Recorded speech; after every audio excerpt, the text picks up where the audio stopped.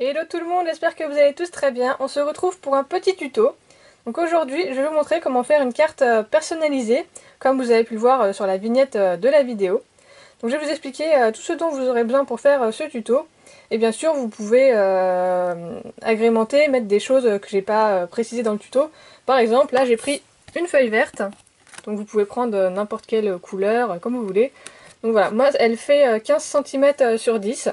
Donc pareil, vous pouvez faire un format différent si vous voulez quelque chose de plus grand ou de plus petit. Bon après plus petit je pense que ça sera un peu compliqué pour ce que je vais faire avec, mais bon vous pouvez faire un peu les formats que vous voulez et les couleurs que vous voulez. Donc voilà, il faut une feuille donc un peu épaisse pour que ça puisse se tenir. Donc je dirais au moins 180 grammes. C'est vraiment le minimum.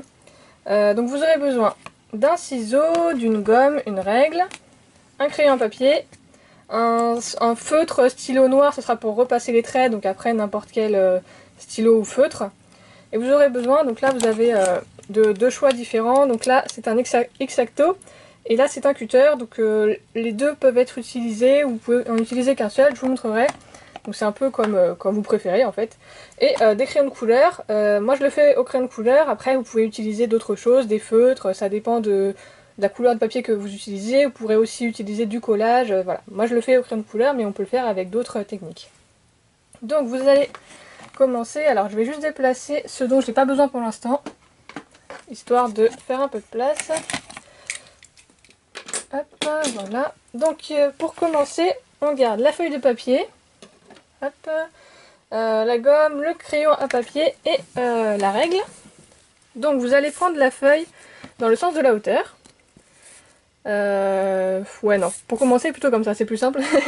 Donc vous allez la prendre dans le sens de la largeur, comme ça à l'horizontale. Et vous allez diviser votre feuille en deux. Alors, moi je vais la prendre, ouais, je vais la prendre de ce côté-là. Ça c'est un papier à grains qui a un côté grain et un côté plus lisse. Donc moi je préfère dessiner sur le côté plus lisse. Donc je vais le faire comme ça. Hop. Voilà, donc elle fait bien 15 cm. Donc je divise au milieu. Hop, 7,5. Et je fais la même chose de l'autre côté. Hop là. Voilà. Ensuite, je relie les deux.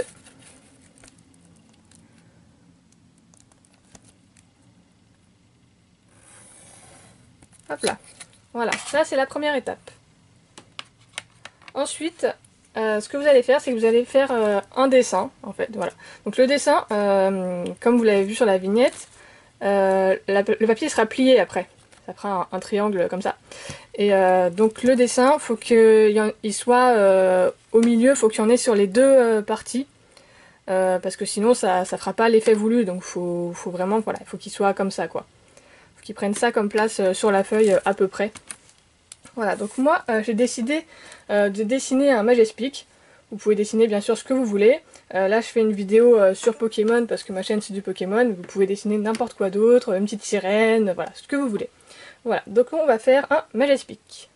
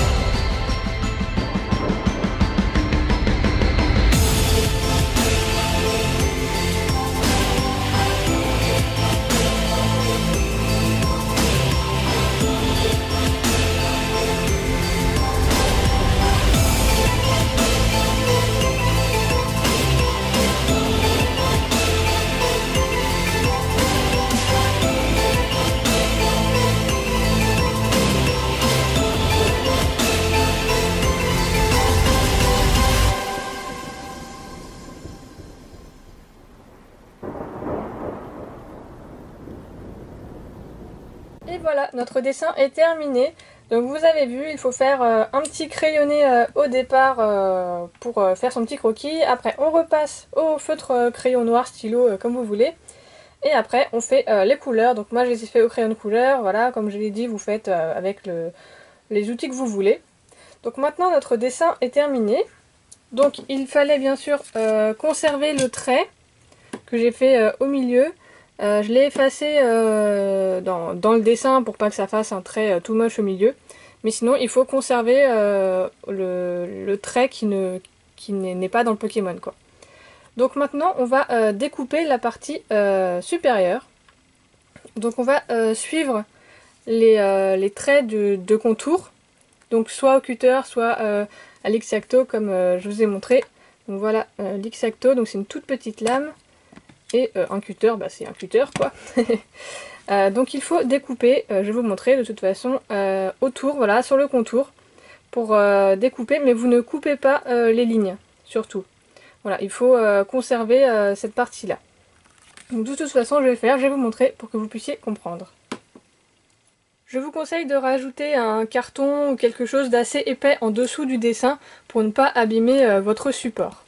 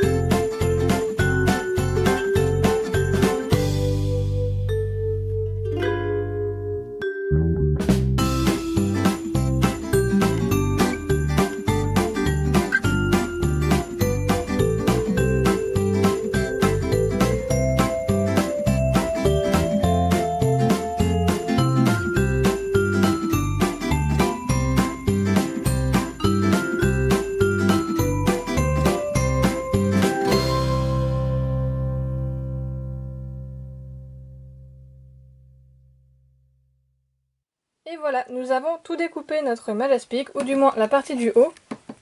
Donc voilà à quoi ça ressemble.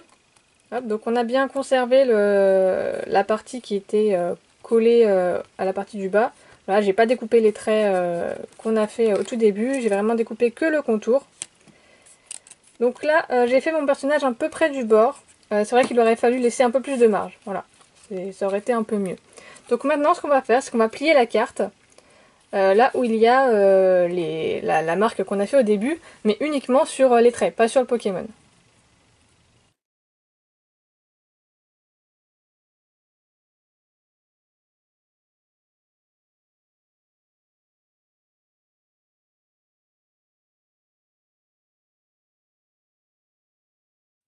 Ça y est, nous avons terminé le pliage. Donc voilà à quoi ressemble notre petite carte. Donc ça vous fait une petite carte comme ça que vous pouvez poser. Et donc vous avez votre Pokémon qui est à moitié sur la carte et à moitié dans le vide. Donc ça permet de faire une petite carte comme ça que l'on peut poser. Donc voilà, je vous disais pas trop près du bord parce que du coup ça fragilise le socle en fait s'il y a trop de découpage. Voilà, donc moi c'est vrai que j'ai choisi un Pokémon assez détaillé pour la partie du haut que j'ai faite.